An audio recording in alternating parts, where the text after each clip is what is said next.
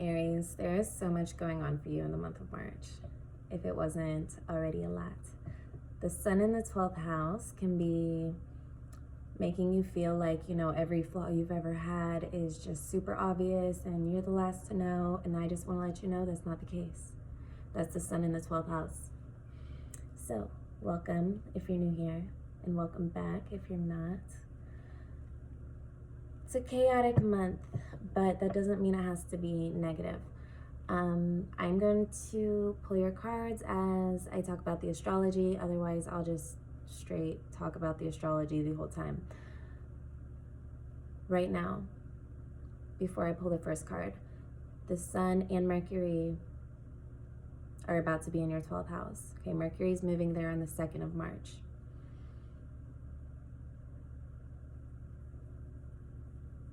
Let's talk about that first. Okay. Oh, all this air energy, holy cow. 5 of Swords, Page of Swords, 9 of Swords, Ace of Swords. Okay, let me slow down and just... This is a lot of racing thoughts and communication, okay? So this is definitely Mercury energy. So when Mercury moves into your 12th house, while the sun is still there, you might be feeling a little...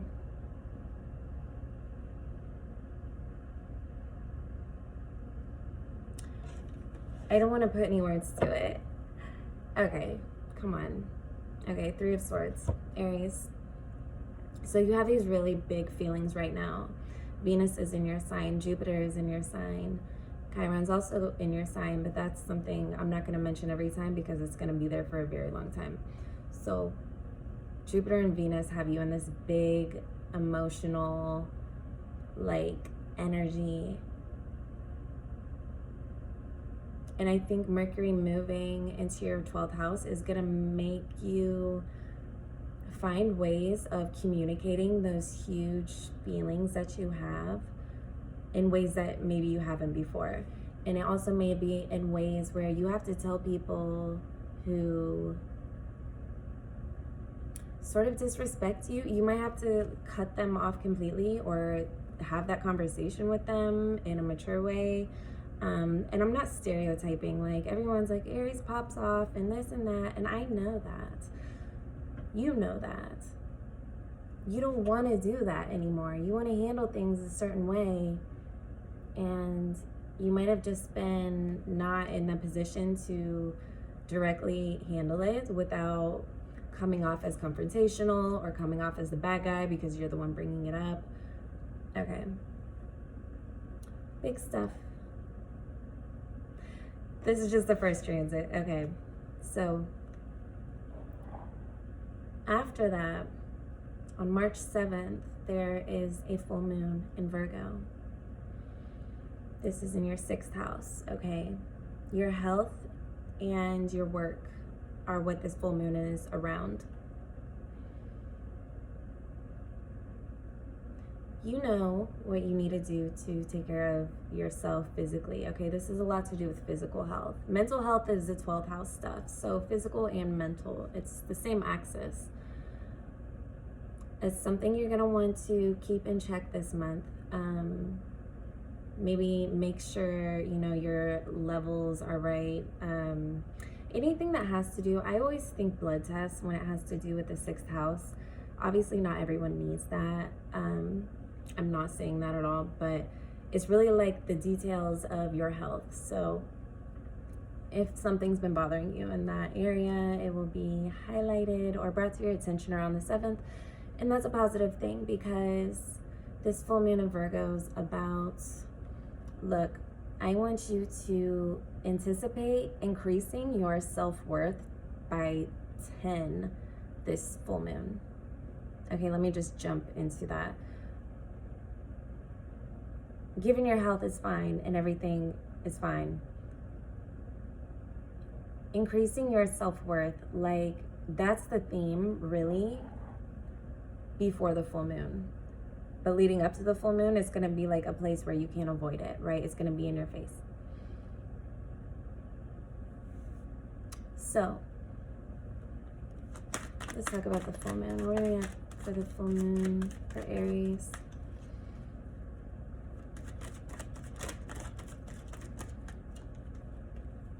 Yes, your self-worth, your happiness. Because none of these first few cards are anything to do with happiness. This is all going back, setting boundaries, readdressing things. You might have to be some level of confrontational to resolve something, okay? That doesn't make you a bad person. But the attitude in which you go into these conversations, the attitude is what is really gonna affect the outcomes. Okay, if you are coming from a place of happiness, or it doesn't have to be extreme happiness, okay, just your state of mind is calm, collected, cool, you're not tripping about anything. When you have that state of mind, all of the stressful conversations, things, it's like they happen, and then afterwards you're going like, what was I so worried about? Okay, and then you go back into your state of mind. So that's going to be amplified around the full moon, and Venus will still be in your sign too. So that's a really, nurturing energy to work with until the 16th, at least, when it moves into Taurus. Okay, we have the Star and the 8 of Swords. Some of you are denying that you're meant to be on a certain path.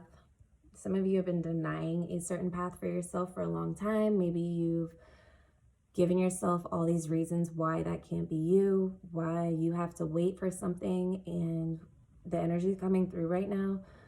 And it might tie into the full moon, self-worth, all of that, is get out of your own way with, if you know you're meant to be on one path and you're not on that path, now is absolutely the time. Okay, because then you're gonna cut off all these people, you're gonna cut off all the stress, and then you're gonna be aligned and happy. Okay, this 8 of Swords, though, that can be a lot of the 12th house. So by the end of the month, the sun's gonna move into your sign. It's gonna be your season. What else? When the sun moves into your sign, Mercury on the 18th moves into your sign. When there's more in your first house for you Aries risings, you're going to feel more in control of the situation. I don't feel like you're going to have all these planets in your first house and not know how to channel that energy. I think you're going to do amazing at it, probably better than you think. And I do think it's going to put you in the right direction for like major transformation. So yeah, the 16th, Venus moves into Taurus. 18th, Mercury moves into your sign. And I think maybe if you do have some difficult conversations, you might want to hold off until, when the time's right, the time's right. But on the 18th, when Mercury is in your sign, you might have a lot easier time communicating your feelings, what you want to say, what you need to say, especially if it's in a professional setting and you have to be a certain way about it. But even if it's in a private, personal relationship and you care about this person and you don't want to, you don't want to have to go through this with them, wait until the 18th for all that. Okay, so after the 18th, and now we're talking towards the end of March, the same day the sun moves into your sign, you have a new moon also in your sign. I actually just caught that. I feel like I'm really just talking so much about the astrology, but I hope you're getting the messages that are coming with it, because it is going to be a quick paced month. I think you can keep up with it, no problem. And giving you these dates is really just sort of like leverage, right? And that's how I look at it. So the 20th, March 20th, the sun and the new moon. So that's quite the combination. Okay, let's see. Yeah, you can go from the Nine of Swords to the Nine of Cups and be real cool about a lot of things that might have you stressed out right now. What about this new moon? Okay, the new moon is time for like planting seeds. Okay, if you are into like rituals or anything, you're gonna be like this super attractor, super manifester, the Queen of Wands and the Magician and the World. When I tell you, you know, I'm giving you these dates because I see so many doors opening up for you, and it would be a shame for some opportunity to, you know, pass you by because you're stressed out or you're not waiting for an opportunity because something else has you distracted or someone else, you know. Yeah, there's so much opening, so many doors opening for you. So your alignment, your happiness, your joy, that's something I feel like March is going to have you get more specific about. It's going to be like, okay, all these doors just flung open. Which one are you going to go into first? And you don't have to limit yourself. Okay, I'm not trying to limit you. You can have all of these things. Everything is coming up for you. It's just this Eight of Swords, like something has you distracted. You know what? It's the 3D. It's the Matrix. The Matrix, the stress of the Matrix. That's all, because that stress doesn't come from like source energy. Stress and worry and doubt and, you know, arguments, all of that, it doesn't really come from source. It's more the pinching off of it. So in what ways are you not being authentic to yourself because you think you're minimizing an issue maybe that people have with you or like around you in some way, or yourself, or just some programming, some conditioning that you've had for a long time? What of those needs updated? What needs removed? What needs deleted from the system? What programs are you running? Because this is very obtainable with the right state of mind. Like, I feel like something's going to happen around the full moon, Aries, and you're going to be in a place of seeing your future and how things could be for you, and you're just going to set your sights on it, and it's going to dissolve a lot of the clutter.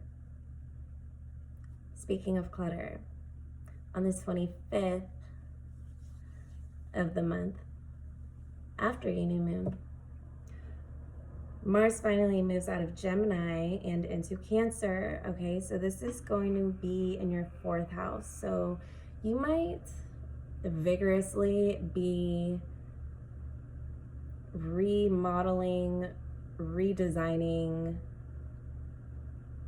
just living differently. Okay, whether it's an aesthetic or you really want to move, you want like a whole different, you want a lifestyle change. That's at the end of March. Sorry, I stuttered. That's at the end of March. I was gonna say February and I was like, that's not right.